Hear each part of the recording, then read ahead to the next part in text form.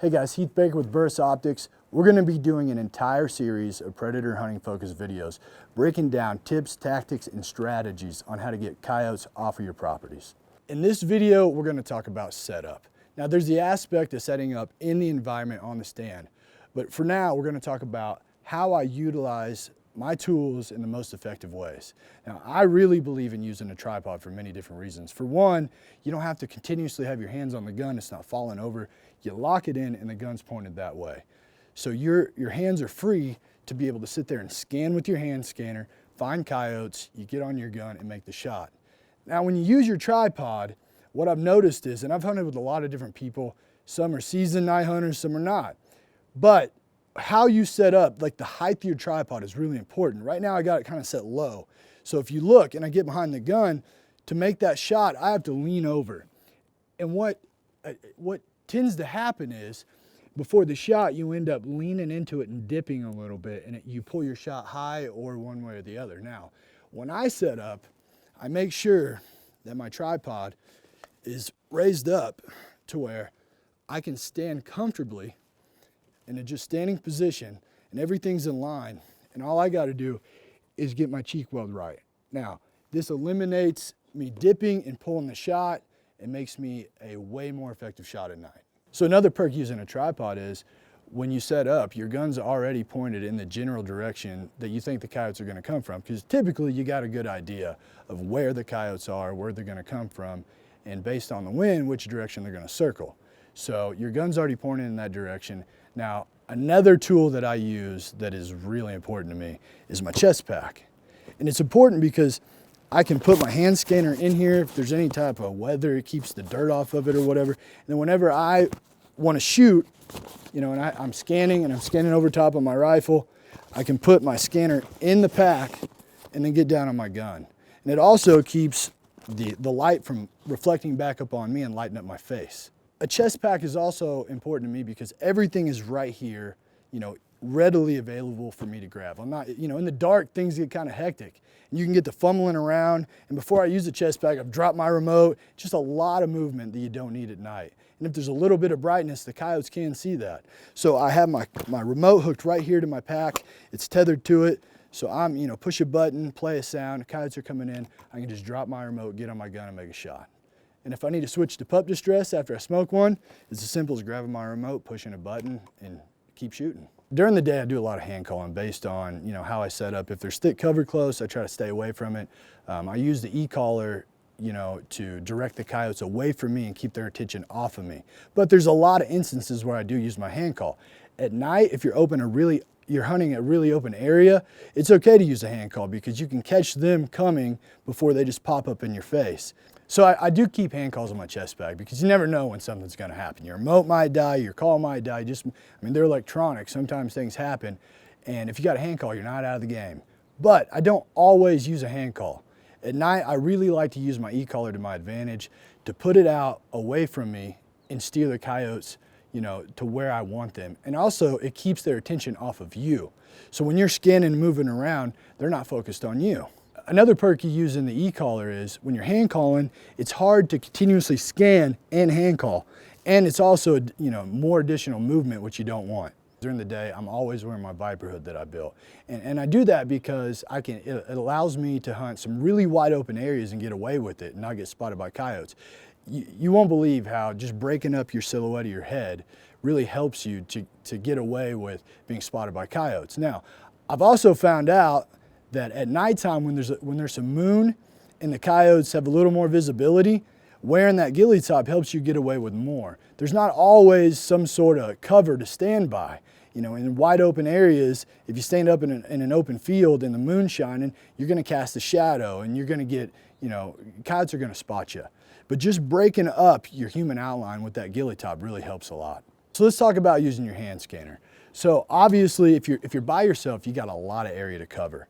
Now, I don't what I like to call the circle dance. You know, I don't stand here and walk around my tripod, I try to stay in one position close to my rifle the best I can.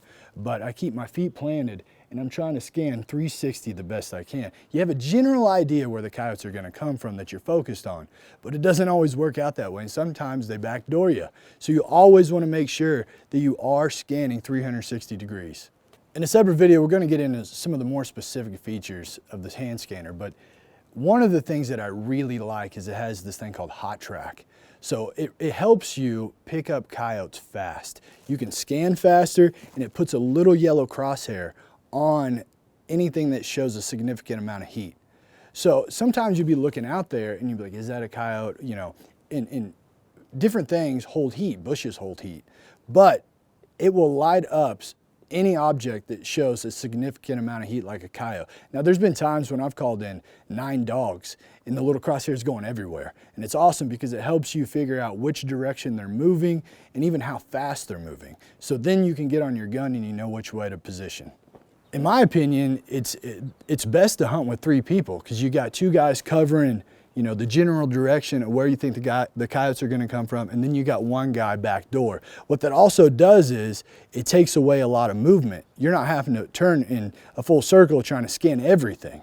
You got guys covering their specific zones. Whenever they see a coyote coming, what we do is we give a lip squeak. If you see a coyote, it alerts the other guys. You can move if there's multiple coyotes coming, and then make your shot. So in communication at night, whenever we see 1 coyote, we give 1 lip squeak. If we see 2 lip squeaks, and so forth. We don't move and adjust if 1 guy sees 1 coyote because he takes that coyote. But if there's multiple, then we move. And you know, it happens all the time. You know, you're talking about it in the truck before you get out. If we see more than 1 coyote, 1, 2, 3, shoot. So you definitely want to be on the same page. Now, here's the thing. When I call in multiple coyotes and we drop 1, everybody has a tendency, not everybody, but a lot of guys have a tendency, they get excited and they just want to start shooting at the ones running. Don't do that. You wouldn't believe how many coyotes you can bring back after you drop the first one by just switching to a really aggressive pup distress. Those coyotes are going to run off.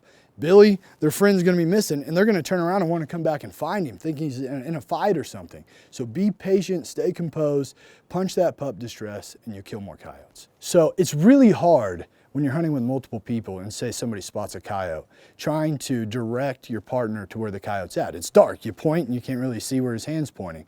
So one of the things that I really like to do is I like to use my hand scanner and find like dominant landmarks out there. And so we'll have, you know, the corner post is at 12 o'clock from my gun barrel. My gun barrel is always 12 o'clock on a coyote's end. So if I say, you know, 3 o'clock and they can kind of tell where my gun barrel's pointed, they have a general idea. But to get even more specific, I'll use my hand scanner, find a big tree or a corner post. That way we're on the same page, and if I say a coyote's coming from 50 yards left of the corner post, we're on it like that. You know, reading the coyote's body language, say you call in multiple coyotes and you shoot 1, you can tell if the other coyotes are just running like a greyhound, they got their ears tucked and they are on a beeline to get out of there. But if you see the coyotes kind of loping, be patient. Give them a howl, stop them and shoot them then. There's no need to truly just start shooting at the coyotes as they're running off. What you're gonna do is you're gonna educate them, and unless you get lucky and hit them. But running shots aren't exactly the easiest shots to make. But really pay attention to the coyote's body language, and there's always an opportunity you can stop them and put more down. So at nighttime, crazy things can happen. You can call in piles of coyotes, but if you're able to record and watch it back, it just makes it that much more cool. Now with the hand scanner, it's got internal recording. You push 1 button that's easy to find right on the back of the hand scanner and you're rocking. With the scope, I got a mini DVR set up at the back of my stock, and I got a switch right here by my grip, so I can easily go from the switch, flip it over, it vibrates 2 times, let you know that it's recording, back to my trigger and make a shot whenever I'm ready. So your gun's set up on the tripod, you're on a stand. How I like to leave my scope is in standby mode. So you can hold the button down and the power bar, when it goes across, you can let go before it goes all the way across and shuts it off completely, and that'll put it in standby mode. So then what happens is it doesn't illuminate you with the light shining back from the lens. So when that happens, you know, it lights you up and the coyotes can spot you more easily. But all I have to do in standby mode is punch the power button 1 time and it instantly comes back on. So keeping your gun in your scope in standby mode when you're on a stand is also nice, because if you have a partner or you're hunting with multiple people, you're not only, even if you're standing off to the side, but you have a buddy staying behind you, it's gonna light them up too. In standby mode, you don't have that problem. Again, you just punch the power button, it comes straight on and shoot the coyote. So the hand scanner battery lasts about 3 to 5 hours, but if you're like me and you like to go hardcore all night, it's nice to have some extra juice. What I like to do is I plug my hand scanner into an external battery pack and I just leave it on and it'll run all night long. So in the heat of the moment, when you need to pull it up and find a coyote or scan an area, you don't have to reach down and turn the button on, it's ready to go. So I like to keep my battery pack down in my chest pack. It doesn't get in the way. I'll tuck the cord down in there and I can still fit my hand scanner right in there with it. So I got everything right there to go. I got enough juice to go all night long and keep hunting. So talking about the battery pack, I like this specific one because it's got the prod built in. You just plug it straight in the wall. If you're like me, I'm a guy, I lose stuff. So I'll buy a battery pack, lose the cord, and then it's pointless. So this one really works well for me. I can plug it in, I can plug it into my converter in my truck, and it's always got power. So ideally to night hunt, you got a hand scanner and a thermal scope. But if that's not an investment you want to make right out the gate, Burris offers a clip-on thermal. Now what's awesome about this is you can use it as both, a hand scanner and a scope. It literally will attach to a Picatinny rail in front of any optic, from a red dot to a high-end, high magnification optic. So you can be sitting there scanning, you spot coyotes, they're coming in, you set it down on the rail, lock it in, and you're good to go. So we talked about the different options for night hunting, having a hand scanner and a scope, or the clip-on. Now another option is just to have an optic. But you know, you can scan with your optic. The only downfall to that is, you know, you're constantly moving and it does get a little bit tiring, but it is very doable. We're gonna be doing a whole series of videos. They're gonna give you guys some really good in-depth tips and tactics on how to night hunt, from setup to what sounds to play based on the time of the year. Just really good stuff. So make sure you're keeping your eye out for those and stay tuned. Hey guys, we appreciate you tuning in and watching our videos. We hope it helps you out and helps you put more fur down. Now, if you want more videos, check out our coyote hunting playlist. Don't forget to like, subscribe, and follow.